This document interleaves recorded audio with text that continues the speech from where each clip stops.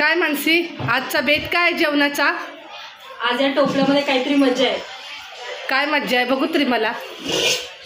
अरे बापरे, हे तर काळे काळे खेकडे येतं, खायला खूप भारी लागत आहेत. आता आजची स्पेशल डिश आहे खेकड्याचा रस्सा. हां, त्याच्यासोबत ज्वारीची भाकरी. अरे वा.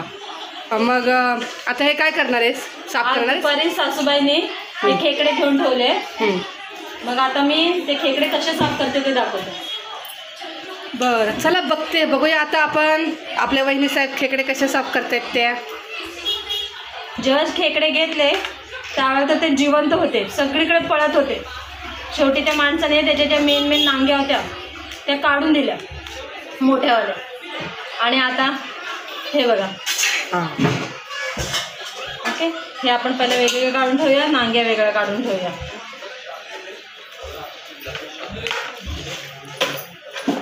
या सगळ्या नांग्या पहिला तोडून घ्यायच्या. तुमच्याकडे काय बेत आहे आज? आज आमच्याकडे आहे चिकन. अरे वा. आम्ही बनवलेलं आहे चिकन, ज्वारीची भाकरी, भात.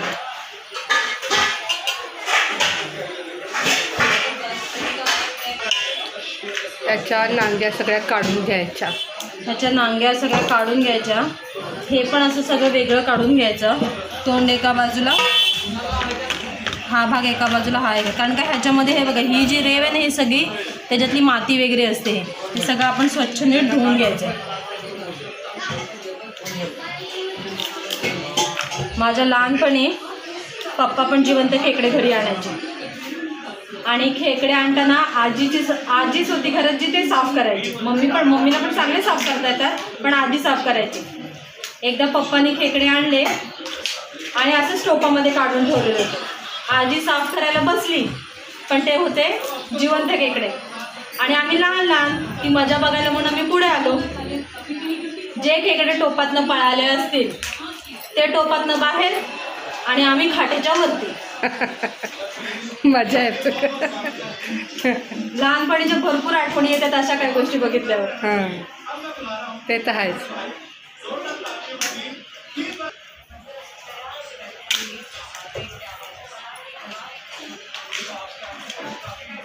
तुमच्या घरात सगळे खातात का खेकडे? आता मुलं तर नाही खात एवढे. बघूया. काळे खेकडे खायला चवीला छान असतात ना? हो, चवीला चांगले लागतात. आपण नॉनव्हेज खाणारी माणसं, काळे असो लाल असो, दोन्ही आपल्याला चांगलेच लागतात. हां, पण जर तुला खेकडे खायचे असतील ना तर मी तुला एक ऑप्शन देते. कुठे हो? माझी आत्या आहे साताऱ्याला, खेकडे लय भारी भेटतात तिकडे. आम्ही गेलो त्यांच्या घरी. हां, मग तिकडे दिवसातच गेलो होतो. हां, तर तिकडे आम्ही ना चुलीमध्ये खेकडे डायरेक्ट टाकून भाजून खाल्ले होते, लहान खेकडे. हां, तेच खाण्याची मज्जा खूप भारी खेकडे खाण्याची. आणि नॉनव्हेज जे खातात ना त्यांनाच विचारायचं खाण्याची मजा काय. आता तुमच्या जाऊबाई तर नॉनव्हेज खातच नाहीत. हो, त्यांना नाही आवडत. मग त्यांच्यासाठी स्पेशल काय बनतं? मग त्यांच्यासाठी स्पेशल एखादी भाजी बनते, नाहीतर उसळ वगैरे, नाहीतर कधी पनीर. आणि बिर्याणी वगैरे केले तर चिकन मटण वगैरे सर. मग अंडा खातात त्या. अंडा खातात, त्याच्यामुळे मग अंडा बिर्याणी म्हणा. पण अंडा पण नॉनव्हेज आहे ना? अंडा नॉनव्हेज आहे, पण ते पण त्या खात नव्हत्या. पण त्यांना जबरदस्ती थोडं करून डिलेव्हरीच्या ह्याच्यात वगैरे अशी त्यांना सवय लावली होती.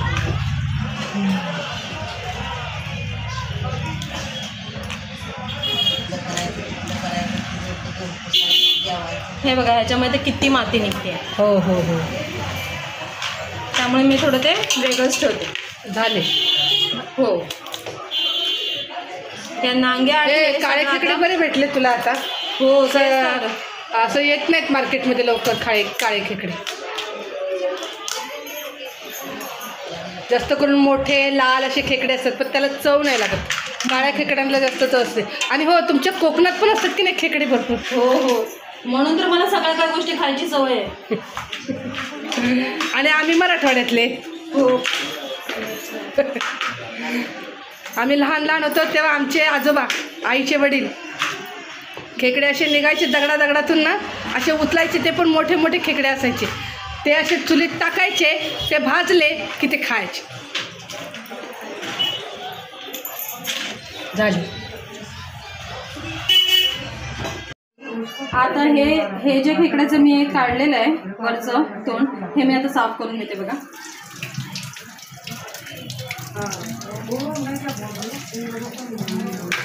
स्वच्छ साफ करून घ्यायचं.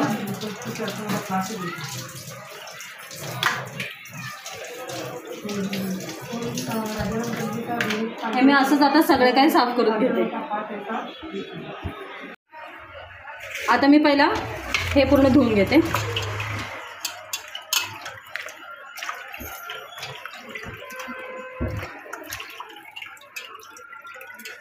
हे सुद्धा काढून टाकायचं याचं. हे बघा असं, हे बघा इथे ही सगळी माती असते, रेव असते, ती पण काढून टाकायची. घेते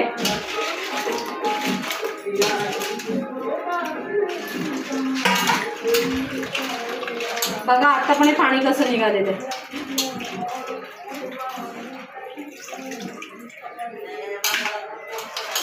मला कमेंट करून नक्की सांगा तुम्हाला खेकडे आवडतात की नाही.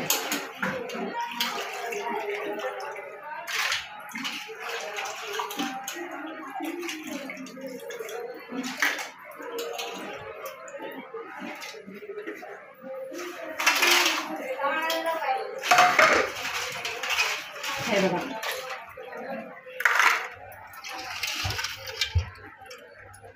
आता मी फक्त अजून एकदा या पाण्यातनं यांना धुवून काढणार, मग आपले खेकडे साफ होत आहेत. आपले खेकडे आता मस्तपैकी साफ करून झालेले आहेत, मागे पण चांगल्या धुवून झालेल्या आहेत. सांगितल्याप्रमाणे ह्याला मिक्सरमध्ये एकदम गाळ करून घ्यायचं आणि 2दा-3दा काढा, 2दा-3दा वस्तर गाळ करा, म्हणजे एकदम चांगलं ह्याची मग रेव आणि हे राहत नाही, रेव आपल्याला चरचरत नाही तोंडाला. हे बघा खेकडे आता मस्तपैकी धुवून झालेले आहेत. आता याचे बनवायचे कालवण. मग आजचा माझा हा व्लॉग तुम्हाला कसा वाटला हे मला नक्की कमेंट करून सांगा. आणि जर ह्याची रेसिपी पाहिजे असेल तर ते सुद्धा कमेंट बॉक्समध्ये पाठवा, मी पुढच्या वेळेला नक्की टाकेन. माझ्या चॅनलवरती नवीन असाल तर माझ्या चॅनलला सबस्क्राईब करायला विसरू नका. लाईक, शेअर आणि कमेंट करा. थँक्यू. बाय.